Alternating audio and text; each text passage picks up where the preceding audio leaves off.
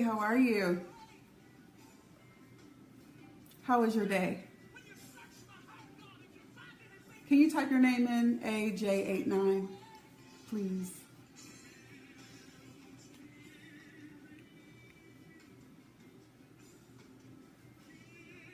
Lisa. Hey, Lisa, how are you? Hey, Val, how are you? I see you. Good. You had a good day? Y'all had a good day? Hey, it was good. It was good, Narissa. How was your day?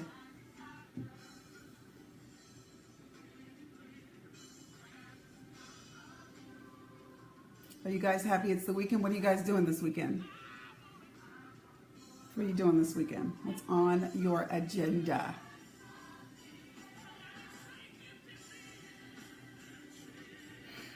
Oh, I know. When I did it, when I said it, I was like, crap, that is Nessa. That's Vanessa. All right. I don't know why I do that. Maybe you guys need to be friends. I think you guys are in the same age group. My bad. Please don't charge that to my heart.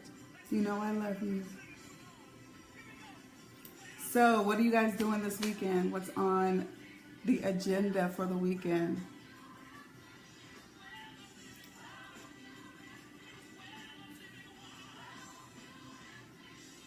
Not all at once. You know when this thing gets scrolling.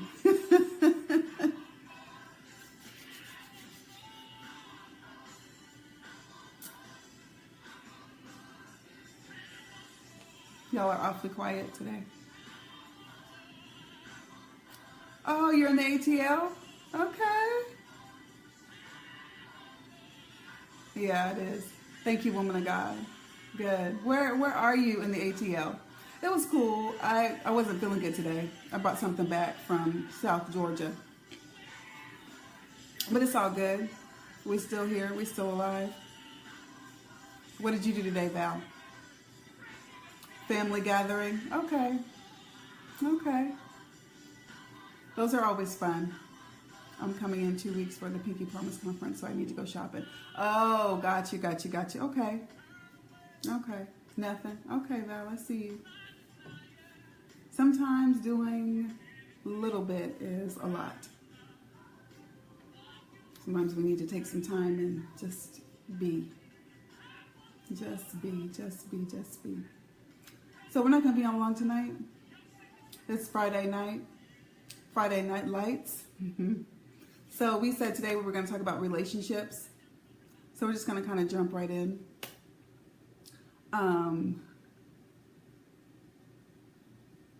Yeah, we're just going to kind of jump right in. I'm not going to teach. I want to, teach something that we always kind of say in prayer, but I'm going to stay true to what we said. Okay, yeah, I'm going to stay true to what we said. All right, so who has something that they are dealing with in relationships? And when we're talking about relationships, guys, it is any relationship. We're not just talking about romantic relationships. We're not just talking about marriage. It's not just rising and falling on that conversation. Friendships, parental relationships, all of that. Business relationships, relationships in the workplace. Yep. Relationships at church. Where are we in the relationship space? I was thinking about when I was just a couple of minutes ago, I'm a thinker. And I'm going to, hey, Lady Blue Jay, how are you? Woman of God. Periscope said it was your first day on. What's that about? So I was thinking about this in terms of just how we do life, in terms of how we do relationships with people. King David had issues with his kids, right? One of the brothers raped Tamar, and not Tamar, when it raped his daughter. Let's say Tamar was with Judah. Anyway, and he didn't reprimand the son like Absalom wanted him to. So Absalom, you know, there was an uprising at the end of David's life, so to speak. And so I was wondering if David didn't punish his son because of what he went through in his own childhood. Being shunned by his brothers, you know, kind of being the outcast, kind of being the last one. If that kind of walked with him into his adult life. So I said I was going to go through the Psalms and see if David wrote any Psalms about his childhood. You know, if his childhood was ever addressed. And when we talk about deliverance and we talk about sozo, how important, no matter who you are, no matter how anointed you are, no matter how much responsibility you carry, our foundations, like things that happen to us in our childhood, it really directs what happens in our adulthood. I don't know, something to chew on. I don't know. So, I don't know, what do you guys think?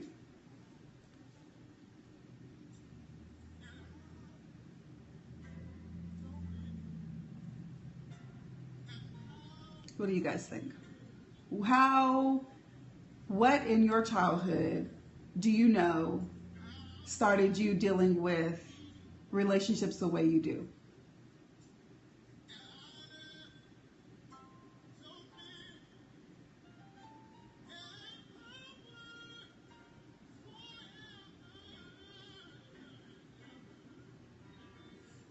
Hey, woman of God, how are you?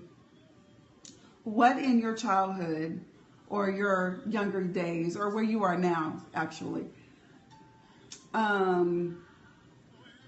has directed how you deal with people? Like, I've always wondered about how people say, you know, when I'm through with you, I'm through with you. Like, what does that, like when people are like, when I'm through with you, I don't think about you anymore, like you out of my life. And so I wonder, like, not saying that's good or bad, neutral on that. But I wonder what sparked that. Where did that come from? How do you do that? Like, how did you make your mind up? Where did you see that? You know what I mean? So what do we do? Any relationships that my mom and younger sister were close because she was born with a hole in her heart. Okay. So how has that shaped how you do relationships, Val? Watching your parents' behavior. All right, Classy Keisha. I like that name, Classy Keisha. What was their behavior? Like, what's going on in your relationships that you can see played out, that was played out in their relationships? Watching my parents and how they dealt with things shaped me. Okay. All right. Flesh that out, Nessa. Flesh that out. My other two sisters were close, so I learned to keep to myself. Okay. So your mom and sister were close, and then your sister and sister were close. Val, where was your dad? Where was your dad?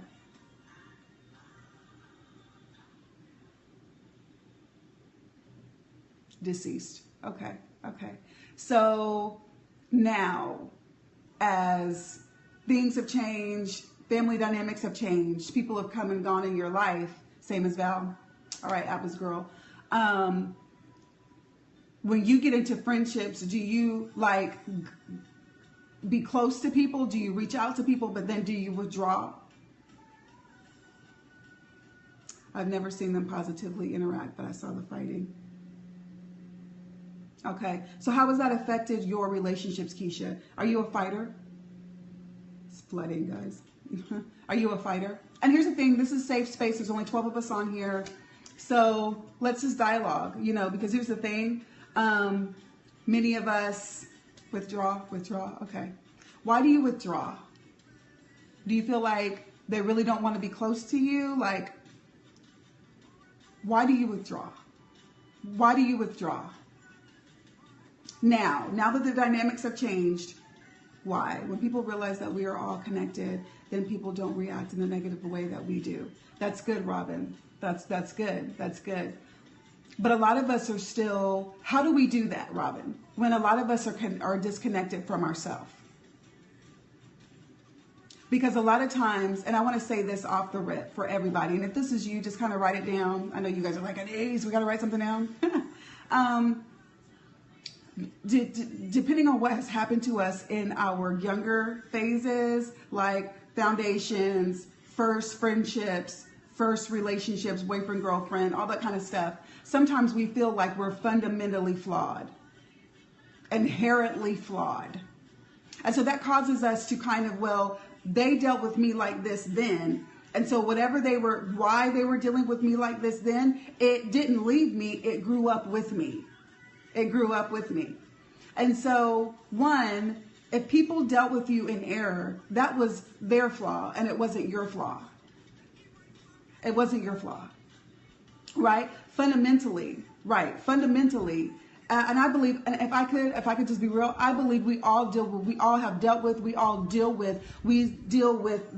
through the lens of rejection. If we were all true, if we were all truthful, maybe we were rejected in the classroom. Maybe a teacher rejected us. Maybe a grandparent rejected us. Maybe our parents rejected us. Maybe our siblings rejected us, right? So, based on, right.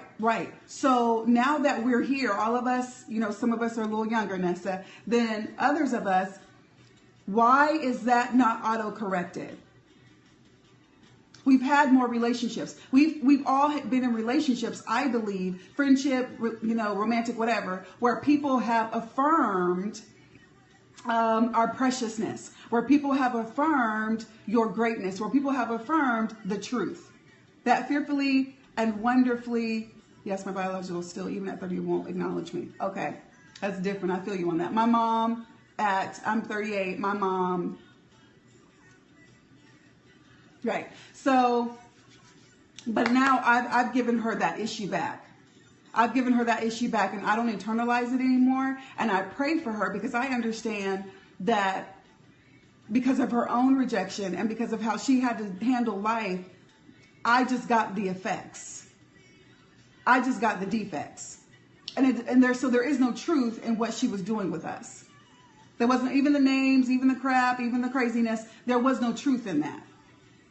So when is it okay to, yep, good.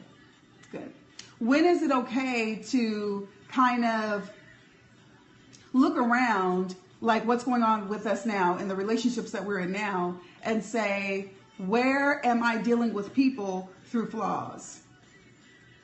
Like I'm seeing them through the flaws of others from the past. When do we do that? Have we done that? Yeah. What are you doing with that residue? Let me turn this off. How does that residue look? How is that residue like played out? You know what I mean? When I went through, when I went through marital counseling, we were in marital counseling, and they were talking about a second marriage. They said most second marriages break up because the two people in the marriages are still angry with the other spouse. So I'm dealing with you, new spouse. Hey, woman of God. I'm dealing with you, new spouse. Hey, man of God.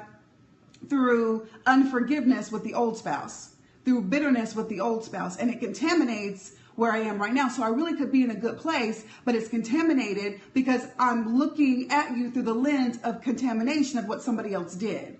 I'm looking at you through error of how somebody else dealt with me, and I haven't walked back. I haven't backtracked to those relationships and said, you know what? How you dealt with me and what you were going through had really nothing to do with me. So I'm not going to carry this anymore so that I don't mess up, self-sabotage the places that I'm going.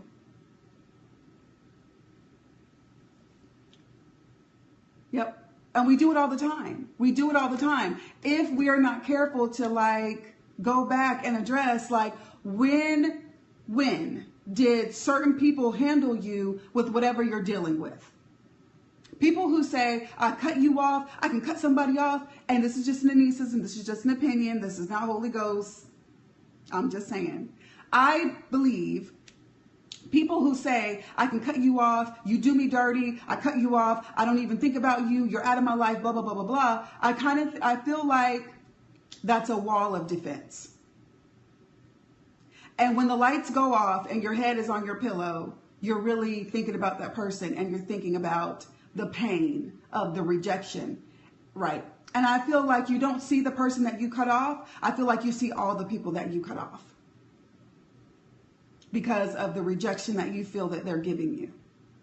Where did it begin? Where did it begin? Yeah, where did it begin? And so, I'm just posing a question when I was thinking about David. And did David's family dynamics in his adult life come from his family dynamics in his childhood?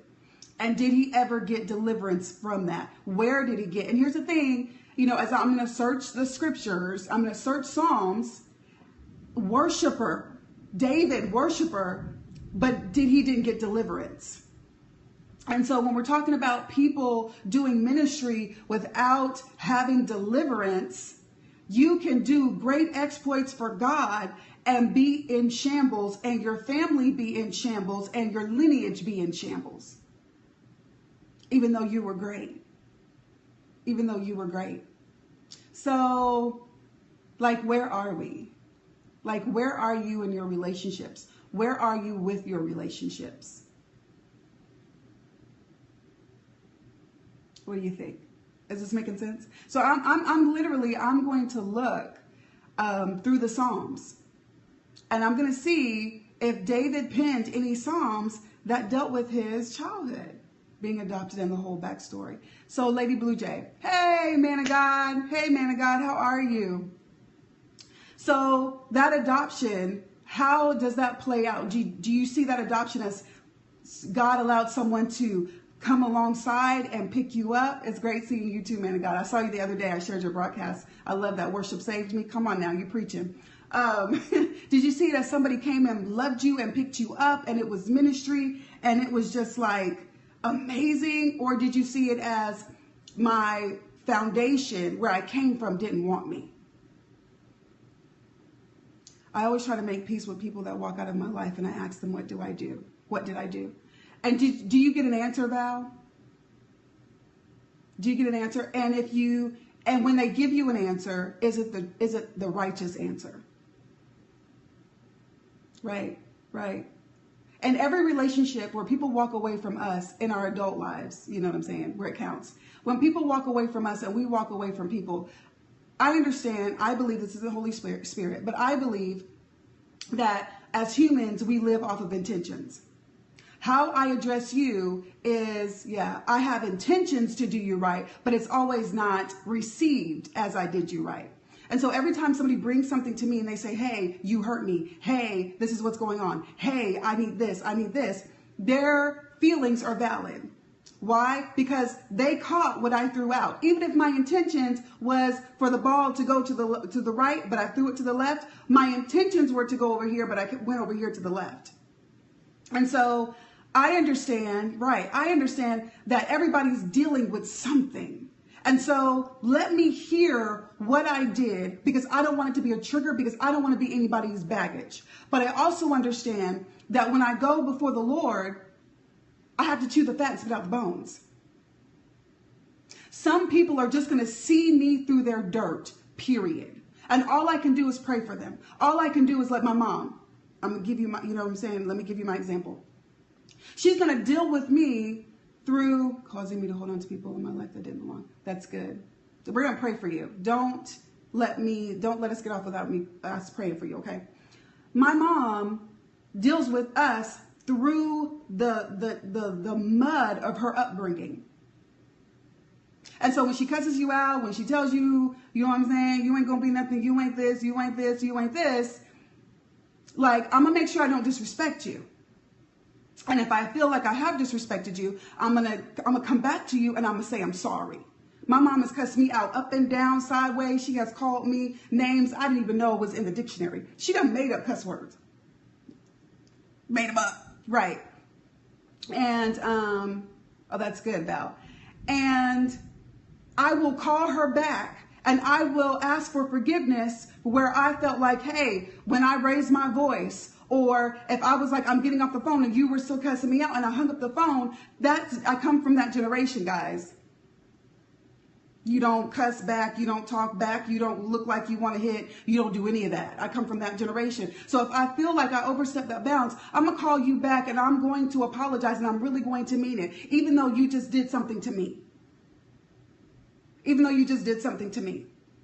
And so that kind of leads us to another space, and certainly in the marriage space when we're married, the whole, I'm not going to do, right, Marcus. I'm not going to do something if you don't do it. I'm not going to treat you, fill in the blank, if you don't treat me like fill in the blank.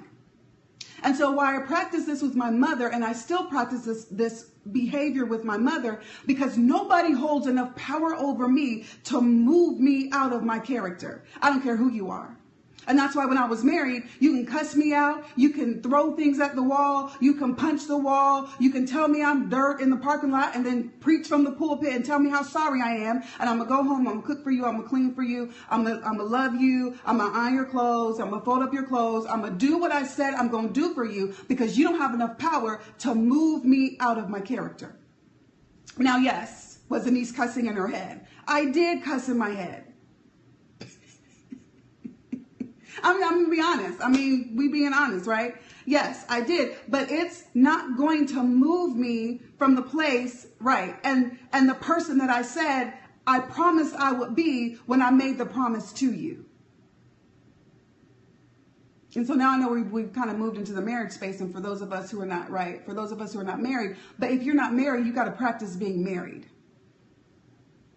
You got to practice it. Because everything that happened in your childhood is going to come out in your marriage. Everything that happened to your spouse in their childhood is going to come out in the marriage. And so when you're like, engaged and you're looking at them across the table and you're like, gosh, I'll do anything for you. I'll always be by your side. I love you. Oh my gosh, there's nothing you could ever do that would make me go away. You said it. Now you got to do it.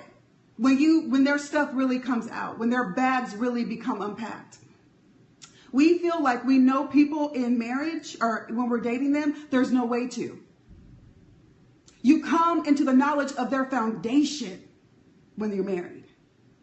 And so what were the promises? You can see some things, but the depth and your bags, there's some things that are in you that you don't even know are in you, and your spouse is the trigger.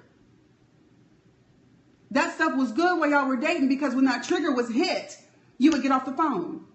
Or you would go your other way, or you would go back home, and you wouldn't call them for a couple of days. When they was triggering something in you, but when you're married, there's nowhere to go. So for those of us who are not married, what's going on in you? What's going on with you that you've suppressed, that you need to come up to the top? You got to do it now because you can ruin a good place by not dealing with the last places. Right? You grew up in a home where your mom was lonely and you were her only friend. I saw an article about this today. I didn't read it, but they were calling it emotional incest. I was like, that's a lot. And so little man was the man of the house. My son is a boy in the house, but he is a boy. Me and the Lord run this. You a boy, stay in your place. You a boy, stay in your place. I am not, you got to look out for me. You got to protect me. You a boy, you a child. My job is to protect you. My job is to take care of you. My job is to serve you. My job is to raise you, right? And so, you grew up in a home where your parent leaned on you emotionally, and then when you get married, you're leaning on your spouse. Yes, we're to lean on our spouse, but your spouse was never meant to be the source of your happiness. It's too much. And so your spouse can't go anywhere. Your spouse can't have any friends. Your spouse can't have any hobbies because you're making them be the source of your happiness, the source of your peace, the source of your existence. And they were never designed to be like that. They were never designed to be like that. And so now you're questioning their loyalty. And this isn't about loyalty. You're being controlling. You're being controlling. Is this making sense? You know, I was, y'all are awfully quiet, so I'm just going to keep going until y'all throw out a question or something. I was thinking about, it's not healthy. It's not healthy. But what in us is unhealthy? What tendency in you is unhealthy in terms of your relationships? What in you? When I was married, and relationships before I was married, and friends, it is. Control is a form of witchcraft. Absolutely, woman of God. And friends, people consistently say about me, they don't feel like I'm open enough because I'm always the listener. I'm the one that's solving the problems. And so, oh, that's good, Nessa. We're gonna come back to that. Let me write that down. So people would say, you know, I feel like I don't know, you know, anything about you. My husband rejects me, sets a stage. Yes, I know about that. Been there, done that, got the t-shirt. I've been there, done that, got the t-shirt. So we're gonna deal with both of those things. So people would say, you know, we feel like we don't know you, like you're very vague. And I am. Like if you ask me questions, I could be vague. And so what I realized was, when I was coming up, there wasn't a whole lot of interest in what I was doing. And so I didn't realize that I was under the table giving people tests. And so if I tell you something deep about me and then I have to repeat myself 3 times about the same story, you're not listening. And if you're not listening, I'm not going to share anymore. That was my rule. And it was unspoken. It was an unspoken expectation. And so people are like, why are you not sharing? Why are you not sharing? But they didn't know that they have been tested and they had failed the test. Was that fair? No, it's not fair. Because what if the person that I'm testing, what if they're not good listeners? What if they, you know, they got part of the story and they just forgot? They forgot, they got a lot on their plate, right? And so my expectation was an unstated expectation that's not fair to the relationship. And so either I needed to stop picking people who didn't listen because I would continue in relationship with them. So they would think we're all good. They would think everything's normal. They would think we're in a good place. And really we weren't because I wasn't present. I'll hear your stuff, call me on the phone. I'll be there for you, blah, blah, blah, blah, blah. But in my own space, I'm thinking, well, I don't have a friend. I don't have a friend. And so one of 2 things had to happen. I needed to either choose new friends or I needed to tell the truth and receive people in the place that they are. Right? That's like one of my friends, he does that, and I used to feel like I'm doing something wrong. No, these unstated expectations have to go. If somebody hurts you, tell them. If somebody's doing something that you don't like or you can't live with, tell them. Everybody's different. Everybody has different triggers. Right? Tell people. Nobody can play the guessing game. Nobody knows where you came from. Nobody knows what's going on with you. Nobody knows why you left them and you're not speaking to them for 2 weeks. Tell them. And then when they overstep that boundary, then you know, okay, if they keep doing this, I need to make a decision. We just may not be good in relationship. But if you don't tell them and you're like giving them the silent treatment and you're not calling them, that's not fair. That's not fair, right? All right. Not wanting to speak up. Not wanting to speak up. How many of you guys have that issue? Not wanting to speak up when something is going on with you. Why? Why? And be honest. Like type it in. What I don't speak up because fill in the blank.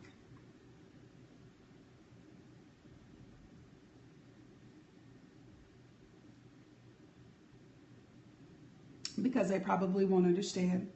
Okay. That's me too. Are you saying you don't speak up? Or testing people because it leaves me vulnerable. Okay, vulnerability. Why don't you like being vulnerable, Val?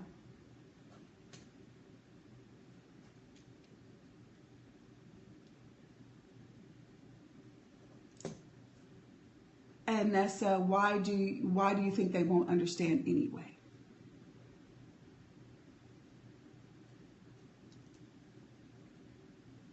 I don't speak up because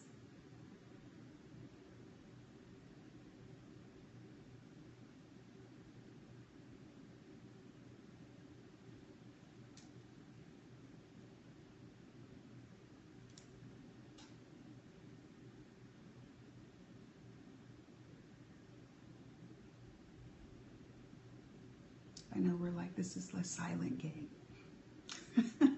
I'm waiting for them to type it in. You guys can keep typing other stuff though, while we're waiting on them. I think sometimes we care too much what people think. I think you're right. Abso-freaking-lutely. Why do we care so much about what people think? Why? I don't think they'll understand because what happened with past friendships and relationships. Okay, that's good. Okay, so I'm gonna play Angel's Advocate with you, Nessa. I don't like to be confrontational. Okay. All right. So I'm gonna play Angel's Advocate with both of you guys, Nessa. In your past relationships, where can you take ownership? Where can you take ownership for when the relationship went south? Where can you take ownership? And it's going to lead us back to a place. And I don't like to be confrontational. I don't like to be confrontational. Why does addressing an issue have to be confrontational? I can confront you without being confrontational, right? I can confront an issue without being the negative side, combative. When we hear the word confrontational, we're thinking argumentative, we're thinking combative, we're thinking hateful, we're thinking clash, we're thinking fight, we're thinking, right, disagreeing. But if I confront an issue, am I confronting an issue or am I confronting you? If I confront an issue, if I say, hey, I don't like it, I don't like the way this feels because, fill in the blank, right? I don't like the way this feels because, and when I feel like this, it causes me to blah, blah, blah, blah, blah. See, I never said the word you. I never said, I don't like it when you. I said, I don't like it when I feel blah, blah, blah, because when I feel like this, it makes me blah, blah, blah, blah, blah. Okay.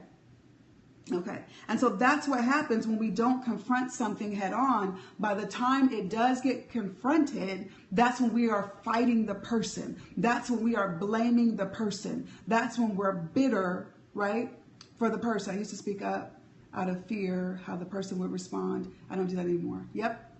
Yep. It's fear. 4-letter word. Fear.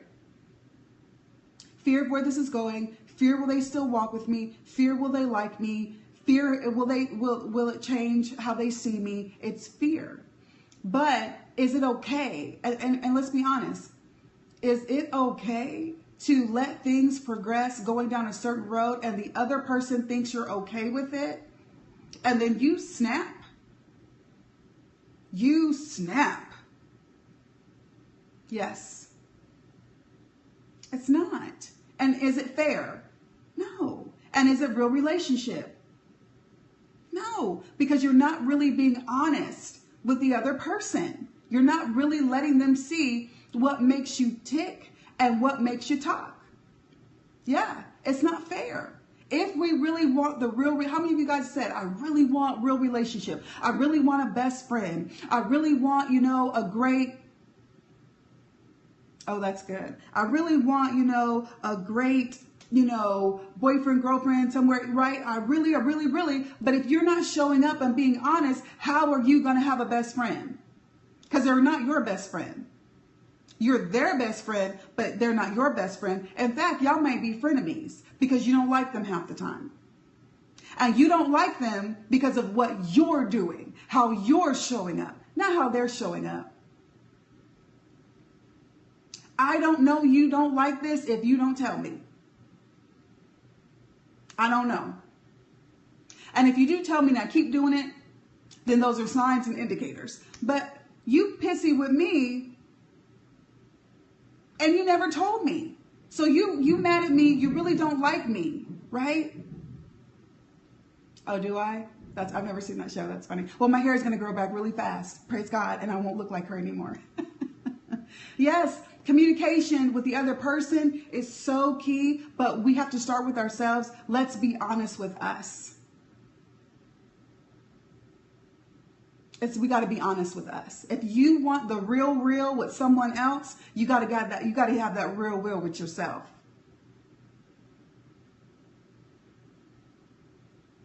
Yep. And some of us have been martyrs for so long in our relationships. And if we keep getting the same, and I'm just talking about friendships, I'm not talking about marriage or dating right now. But if we keep getting the same relationships, it's because we're choosing the same type of person. Why are we drawn? Why are we attracted to? Because in my real space with myself, I feel better about myself when I'm a martyr. I feel better about myself when I feel like I'm the giver, when I feel like I'm the one that has to show up.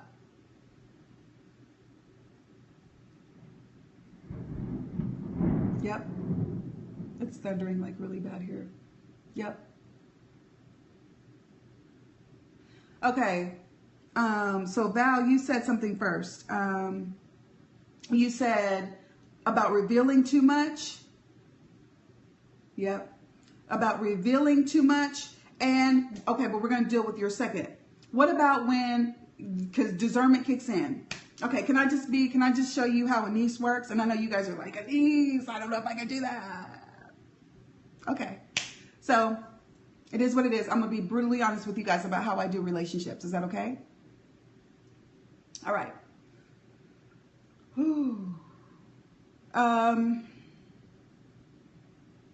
You can't take advantage of me if I know you're taking advantage of me. I see a lot, like all of you see a lot. But if I'm in a season where I'm to walk with you, then I'm going to give freely to you. You're not taking anything from me. You're not getting anything from me, because the Holy Spirit is going to give you discernment. And he's going to show you the intentions and the heart of people. This is so cool. Jesus knew the heart of Judas, but he still did life with Judas. He didn't treat him any differently. Holy Spirit will show you what's going on with people. And I always pray, God, reveal to me the intent of their heart and let them see the intent of my heart. Put all of our cards on the table. And so this goes back to an older scope. When you understand what is your place in their life right now? Are you there for a season? Are you there for a lifetime? How long is this relationship going to last? And what is the purpose of this relationship? Why are you here? What is your role? What are you supposed to be doing? You're going to be in some places where people will take advantage of you and your gifts and your skills and your callings and your talents. Some people, can I help you? Some people are just takers, baby. Some people that you will do life with for the long term, they are takers. They are yes, until you reframe it. Until you reframe it. Some people, as long as you're giving, they will take. And so we get this whole idea of reciprocity. Well, if I gave this to you, I've always shown up for you. I've always been there for you. And so the Holy Spirit had to redirect me, and he said, in all things and in everywhere, I will be the one to repay you. In all things and everywhere, I will be the one to repay you.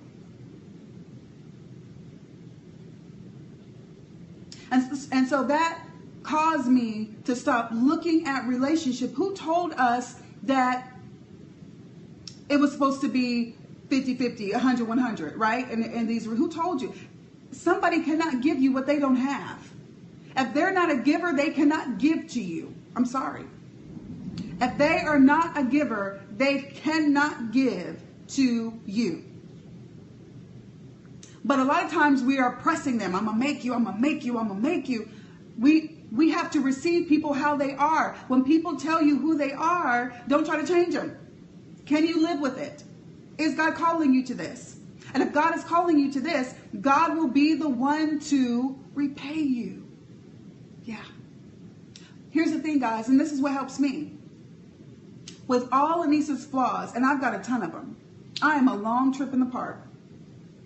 I need people to walk with me that will have grace. I need people who will walk with me and who will overlook some of my shortcomings. I need people who will walk with me and who will love me through. You know, because a lot of times we're not ready to address what's going on with us. And so I need somebody to walk along with me who sees what I'm dealing with, loves me enough to pray about it, not address me, pray about it. And ask God to change me. But they're still with me. They still doing life with me. They still love me while God is changing me. And so if I need that from people, then guess what I got to do for people? I ain't perfect. I need grace. So the same grace I need, guys, the same grace I need is the same grace I got to sow. And so I'm sowing grace. I'm sowing grace. Why? Because y'all, I'm not perfect. I sow into other people's children so people will sow into my children. Because guys, I don't have all the answers. I haven't done everything right. Yes, will people use you? Absolutely. Some people will use you intentionally, and some people don't even know that they're using you. Or that it feels like you're being used. And a lot of times when it feels like we're being used, we never speak up and say, hey, I feel like you're using me. We just let it go. And so when we let it go, they think it's okay. But please, if you don't remember anything else from the scope, remember the grace you need is the grace you gotta be. Within reason. Now, don't let people abuse you and you know it's shenanigans, but we're all fragile. We've all gone through some things. We all are walking towards perfection. And if I'm in a relationship with you, I'm in a relationship with you. I'm not in a relationship with me. And so a lot of times what we do in relationship is we hold up a mirror beside ourselves. And so the person looking where they wouldn't be looking in a mirror, you're like, no, look at me. I need you to be me. I need you to look like me. I need you to act like me. I need you to address me how I address you. That's not fair. You're in a relationship with them. You're not in a relationship with you. Well, if it were me, I would have called. If it were me, I would have. But it's not you. It's not you. It's them. And they did the best they could with what they had. Yeah. We have to sit back and allow people to be people. Everything we should not take so personal. It only becomes personal when I feel like you're doing me wrong. When I feel like you're doing this on purpose. If I'm really in a long-term relationship with you, why is that the first thing that comes to my mind? You meant to do that. You meant to hurt me.